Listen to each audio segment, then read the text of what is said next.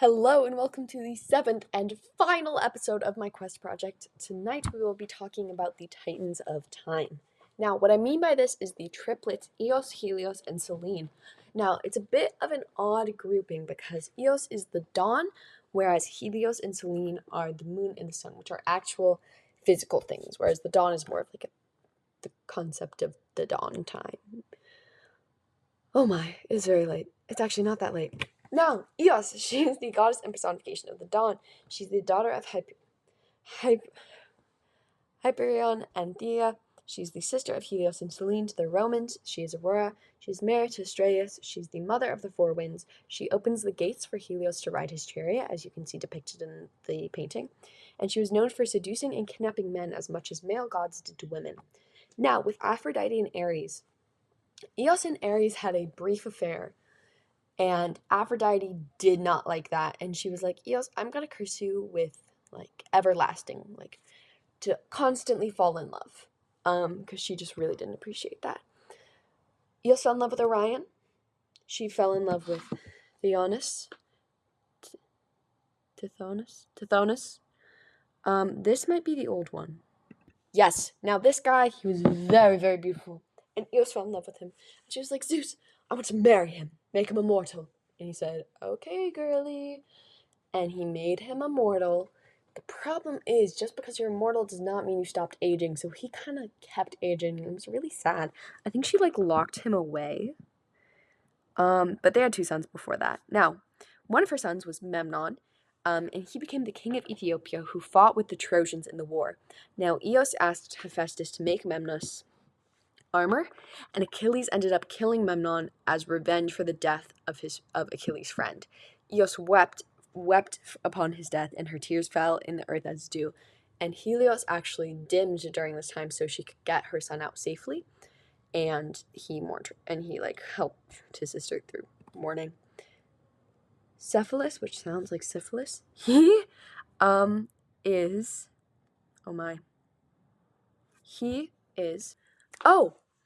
he also died in the Trojan War, or almost did, and she carried him off, and she carried him to Syria, and they had a son, and she abducted him when he was newly married. And although he admired the goddess, he was very in love with his wife. And Eos grew tired of him talking about his wife, so she sent him back. But his wife had an affair with King Minos, so Eos and Cephalus eventually got back together. No.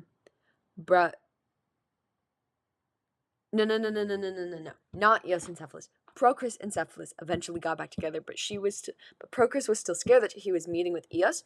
And Cephalus accidentally killed Procris after she followed him into the wood at dawn when he praised the breeze, and Procris thought she was meeting a lover, so she made a noise, and he thought she was a deer, and since he was hunting, he sent a spear through her heart. That was a mouthful. Anyways, that is pretty much everything I have to tell you about Eos. Moving on to Helios. He is the personification and god of the sun and sight. He rode a golden chariot to bring the sun across the sky each day. He's the guardian of the oath. Apollo and Helios were synonymous at some point. They became synonymous. He was believed to be an all-seeing witness, and to the Romans he was Sol. Now, he came up to Helios one day and he was like, dude, I'm your son. And Helios was like, that's great. Do you want anything? And Phaethon was like, I want to ride in your chariot. And Helios was like, okay, that can happen. So Phaethon went in his chariot, started steering it. It was going fine, and then he lost control of the horses and he plummeted to the ground and died. And many depictions of this, he looks very similar to Icarus, but I chose the one where he wasn't because I wanted a pretty painting. Now, for one of Heracles' tasks, he had to steal Helios' cattle. This is not Heracles stealing the cattle. This is Odysseus stealing the cattle. Odysseus and his men. But Heracles had to take it, and Helios was like, yo, I don't really like that. And instead, he gave him a little golden bowl to sail in. Odysseus, he works his way into this because... Odysseus works his way into the story because this image is actually Odysseus and his men stealing Helios' cattle because they were very hungry. Helios was super mad about this, and he went to Zeus and he's like, hey, kill them. And Zeus was like, I'll try. And he destroyed Odysseus and his men's ship, which, oh my goodness, the Odyssey is wild. These are Helios's horses: Pyrrhus, the fiery one; Aeos, he of the dawn; Aethon, blazing; and Phlegon, I don't even know, burning. These were the horses that pulled his chariot. I forget if it was like Helios or the horses that were like really, really bright and sunny. Anyway, one of the most well-known things about Helios is Rhodes and the Colossus of Rhodes, which is one of the seven wonders of the ancient world. Huge statue. You can see in this graph here. It was oh my goodness. It was pretty big. This is not the best graph because it's kind of hard to tell sizing wise, but he's like pretty big. He's pretty big. He was destroyed by an earthquake. The statue was destroyed by an earthquake sometime when it says, like I forget, I think it was 226. I don't know what the 645-54 AD means. Now, I took almost 15 pages of notes on Helios. So we are going to do a rapid fire, scrolling through my notes. What can I say about him? The Greeks saw solar eclipses as the sun abandoning humanity. The phenomenon was explained was that Zeus, who blocks Helios and makes him disappear from the sun by the sky. Helios' horses, no matter their name, seem to refer to fire, flame, light, and other luminous qualities. When the gods divided the earth, Helios wasn't present and therefore got nothing. Zeus offered to divvy it again when the sun complained, but Helios refused as he saw a new land rising from the sea. Helios asked for the island, and Zeus agreed. In another tradition, Helios made the island himself. It is said he named the island Rhode after his lover, who was the daughter of Poseidon and Aphrodite or Amphitrite. The couple had 7 sons, and it is said that Heliade, son of the sun, became the first ruler of the land. The couple had one daughter named Electryon. 3 of the son's grandsons founded the cities, Alissos, Chimeros, and Lindos, on the island, naming the cities after themselves. The god's most known story is the one involving his son. I already told you about his son. Oh my. He said to have witnessed everything, like Persephone's production. He caught Aphrodite cheating on Hephaestus with Ares. After this, Aphrodite cursed him to fall in love with a mortal princess. Helios makes the winter days longer so he can watch the princess for longer. He took form of the princess's mother and entered her room in the palace before revealing himself to her. The Oceanate Helios had been previously lovering and informs the girl's father, and the girl's father, Orcamus, buries his daughter alive in the earth. Helios is too late to rescue her, so he pours nectar onto the earth. The dead Leokitho turns into a frankincense tree. Clyde strips herself naked and sits on a rock for 9 days, pining for the sun with no sustenance, eventually turning into a purple flower called the heliotrope because she felt bad about the role she played in Leucithos' death. He was the only Titan to abstain from attacking the Olympian gods. Because of this, they awarded him his position in the sky in his chariot. He takes part in the Titan Wars. In the Battle of the Giants, Acleonius stole the sun's cattle. Guy discovered a prophecy that said that the giants would perish at the hands of the mortal, and they needed to find a magical herb to protect them. So Zeus ordered Helios and his sisters to not shine so they could find and harvest the plant. Helios and Poseidon fought over who would get Corinth. Helios got the Acrocorinth, and Poseidon got the something else of Corinth. Helios turned Nereids into a shellfish. Nereids was the lover of Poseidon, argued with Boreas over who was the strongest god, shown as a god who could restore and deprive those of vision. Healed Orion's sight after it had been taken by King Onepion. Oh my goodness. I cannot rapid fire anymore because it's the names that throwing me off. Oh my. The Greeks called Sunday Day of Sun. He was a significant religious figure in the Roman period. Sun worship had been more prominent among pre-Hellenic culture. No Athenian would be expected to worship Helios or Selene, but he might think them to be gods, since Helios was the great god of Rhodes and Selene was worshipped at Elis and elsewhere at J. Burnett.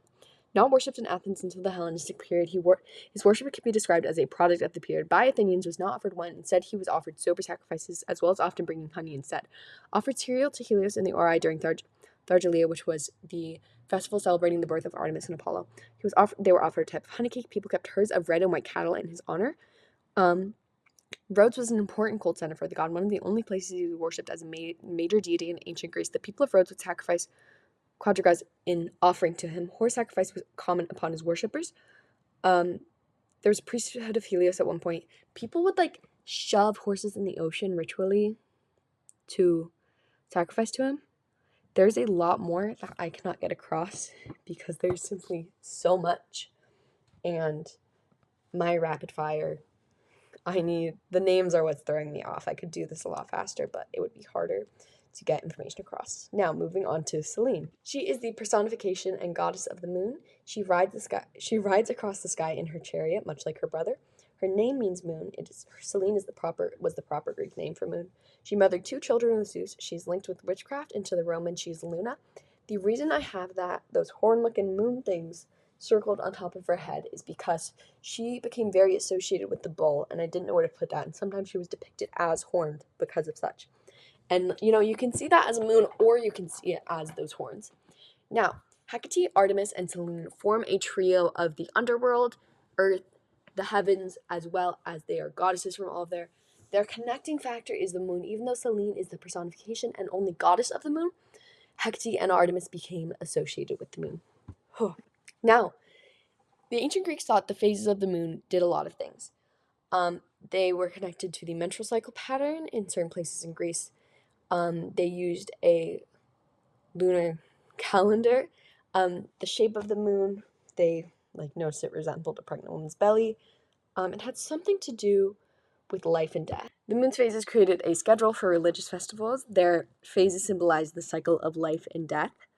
Oh my goodness. Some believe that spirits lived in the moon, and there was a belief in the classical period, this is how Selene got her association with witches, that witches could call the moon down from the sky, thus linked with witchcraft. Magical herbs were usually collected and dried in the moonlight. Yeah, it was said that either oxen or horses pulled a chariot, which is also where that bull-oxen relationship comes from. This guy. She had an affair with him. She spotted him shepherding on a hill near Mount Latmos. She was just so overcome by his beauty that she waited for the new moon so she could fly down to him without being seen. Selene bore him 50 daughters, and she begged Zeus to grant the man perpetual sleep so he would not age or die and she could watch him. Other sources say, and my aunt asked for that himself. However, because of the 50 daughters thing, I'm not sure if she had all of those while he was conscious, which is she raped him. I don't really know. I didn't read that anywhere, but that's what I can infer. Pan, oh my goodness, he raped her. He turned into a sheep, and then she sat on him, and then he raped her. This guy was in love with Dionysus or Bacchus. It's a Roman story, I believe I'm about to tell. This guy, Ampelos claimed he was a better bull rider than Selene. So she did something to the bull he was riding, and the bull tossed him off and attacked him. Dionysus tried to save his lover's life, but the boy was mangled. So Dionysus turned his body into a plant. And because of his blood, the plant produces luscious red berries. Oh my. That is everything about the Titans of Time, and that was also my quest project. Thank you so much. I spent all summer researching these videos, and I couldn't even get everything I researched into these videos. I had originally planned 2 more, but quest night, the day quest happens, is in 3 hours. Thank you so much for watching all of these. If you did, I really wish I could have given something more high quality, but thank you so much for watching, and that's it.